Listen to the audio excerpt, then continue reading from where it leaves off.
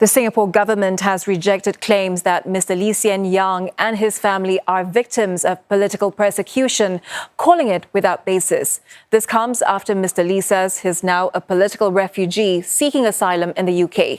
Responding to queries from UK media outlet The Guardian, the government says legal findings against Mr. Lee by an independent judiciary are well documented and public. It also addressed other allegations on political repression and money laundering. And Mr. Lee is the youngest child of Singapore's founding Prime Minister Lee Kuan Yew and brother of Senior Minister Lee Hsien Loong. In a Facebook post on Tuesday, Mr. Lee says he applied for asylum protection in 2022 as a last resort. Now, he claims that the government's attacks against him and his family are in the public record. As such, he says the UK has determined that he faces a well-founded risk of persecution and cannot safely return to Singapore. Now, the Singapore government says Mr. Lee Hsien Yang and his family are free to return to Singapore. This comes after he claimed in an interview with the British media outlet The Guardian that he fled what he called a campaign of persecution against him in the country. Jeraldine with more.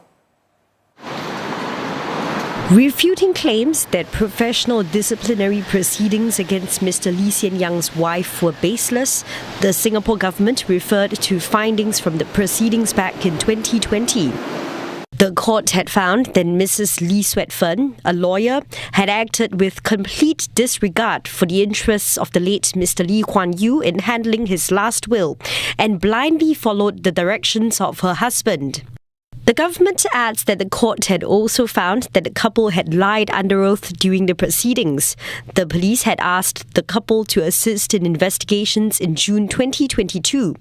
But they left the country and informed the police by email that they will not take part in the investigation. They have not returned to Singapore since. The government says that there are no legal restraints on the couple returning to the country, and they are and always have been free to return. The government also notes that there are no legal restraints to Mr. Lee's son, Mr. Lee Sheng Wu, returning to Singapore. The younger Mr. Lee had previously been fined for contempt of court in 2020. He is not facing any other charges. The government stresses that no one is above the law in Singapore, and anyone, including the offspring of the founding Prime Minister, can be investigated and brought before the courts. The rift between Mr. Lee Hsien Yang and his older brother involves the handling of their family home at 38 Oxley Road. Mr. Lee alleged that he felt threatened in trying to demolish the house as per the wishes of their late parents. In its reply to The Guardian, the Singapore government says Senior Minister Lee Hsien Loong is not involved in cabinet discussions about the property. Alif Amsyar reports.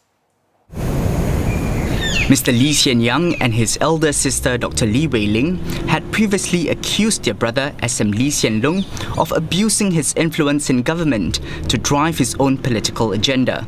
In its reply to The Guardian, the Singapore government says it has on several occasions made clear that SM Lee Hsien Loong has recused himself on all matters relating to the property. He's also not consulted by the authorities on any decision pertaining to members of his family. The government says it's taking into account the views of the late Mr. Lee Kuan Yew on the house. It adds that while the founding Prime Minister preferred demolition, he was also willing to consider options like refurbishing the interior. The government also dismisses allegations by Mr. Lee Hsien Yang in The Guardian that the country plays the role of key facilitator in money laundering for arms and drugs trades. It says there's a robust system to deter and tackle financial crimes in line with international standards.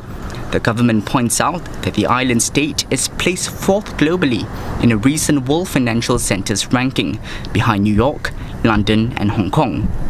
To preserve its integrity and reputation as a trusted financial and business hub, it takes firm action against those who break the country's laws. Plus, assertions by The Guardian that the benefits of Singapore's economic growth are largely in the hands of PAP leaders are simply false. Authorities say this is, quote, far from the lived experience of Singaporeans. Among other things, the government says that over 80% of Singaporeans live in public housing and the vast majority own their homes.